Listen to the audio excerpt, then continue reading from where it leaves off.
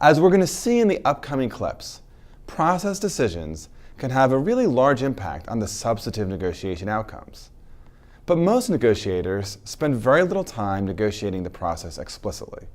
As it turns out, we have very little footage of our participants negotiating process at the beginning of their negotiation. Why?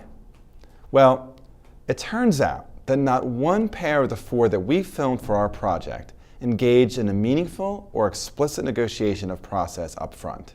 In fact, we compiled the footage from the initial process discussions in all 4 of our negotiations, and we put them together. And guess what? They totaled less than 1 minute in length. So let's take a look at these early process negotiations. So how should we begin? I mean, it probably makes sense to talk about where we are and where we want to go. Yeah, I think that's right. Because I think we've got a sort of small project. We have a very small project. So we agree. That, yes, exactly right. We're really talking about one specific thing. Yep. And that the other terms have been discussed, and it seems like we've come to agreement here. Mm-hmm. I mean, we can proceed however you want.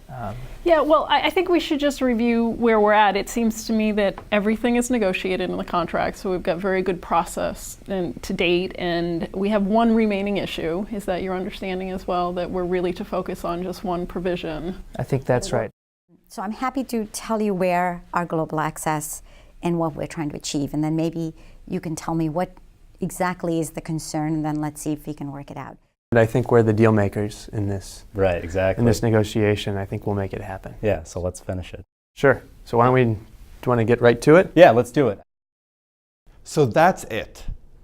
In some negotiations, we saw parties identify Article 16 as the central issue and then maybe create a general roadmap for the discussion. Other negotiations didn't even include that much. Now, for me as a negotiation coach, these clips are not very surprising. Most people don't think much about negotiating process, and even if they do think about it, they're not sure how to do it at the table. You might be asking yourself, what do we mean by an explicit discussion of process? And why do we think it's so important?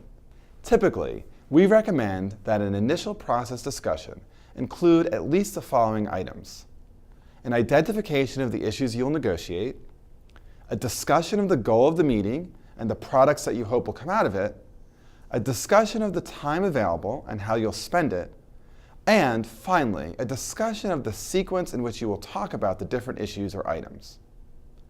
Discussing these issues up front can avoid confusion and misunderstanding, can ensure a more efficient and productive use of time, and can help build trust and collaboration between the parties. We also recommend that in your process discussion, you decide explicitly to discuss your respective interests before you start talking about any specific options or proposals that might be on the table. This is for the simple reason that it's helpful to know what the parties' real concerns are before trying to come up with solutions to meet those concerns.